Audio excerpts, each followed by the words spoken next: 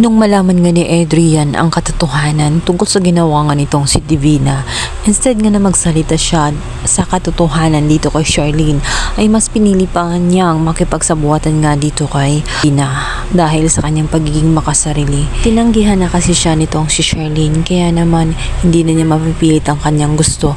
Ngunit sa kanyang mga narinig ay mawawalan siya ng tuluyan ng pag-asa kung makukulong na nga itong si Divina dahil nga sa USB na pinakita nga nitong si Lailani na nagsasabi sa katotohanan kung anong nangyari sa kanya at kung sino talaga ang may pakana ng lahat. Sapagkat naisip nga ni Adrian na magagamit niyang alas yun para itago at para hindi makarating kay Charlene. At kapag nangyari yun ay hindi makukulong itong si Divina. Kaya naman agad-agad ay kinausap niya itong si Divina. Gagawin niya ang lahat, maitago lamang ang naturang video sa isang kondisyon at kahilingan nga na hindi titigilan nga ni Divina itong si Raymond hanggat sa tuluyan na ngang maging sila at magpakasal na nga sa kanya itong si Raymond. Dahil yun na lang ang pinaka-the best way na gagawin niya nang sa ganun magkaroon siya ng pag-asa.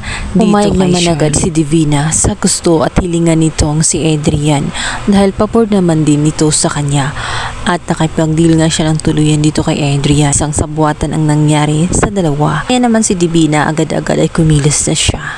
Ngayon na may alam na siya tungkol kay Lailani at kung saan ito nakatira ay gagawa na siya ng paraan.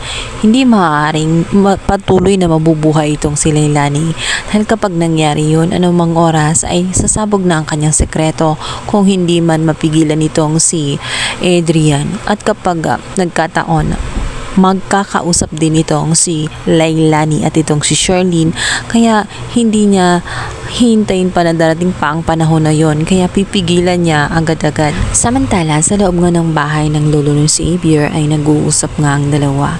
Nagpaplano na sila. Alam nila na gaano kadelikado itong si Divina.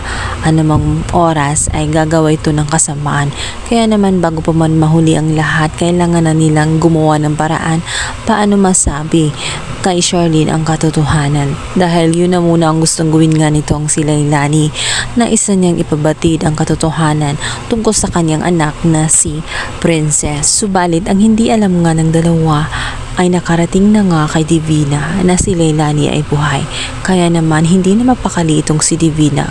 Nais na niyang tuluyang patahimikin nga itong si Lailani dahil kapag nangyari yun, wala nang hahadlang sa kanyang mga plano at tuluyang mapapasa kanya itong si Raymond. Magugulat nga si Lailani at ang lolo nga nitong si Xavier dahil biglang may bubukas ng pinto kung saan ito nga ay tauhan nga nitong si Divina. So ayan guys, pakabangan natin kung magtatagumpay kaya ang tauhan ni Divina o mahuhuli siya ng mga bodyguard ng lolo ni Xavier at malalaman nila na si Divina ay may alam na ng lahat. Sana nga ganoon ang mangyari.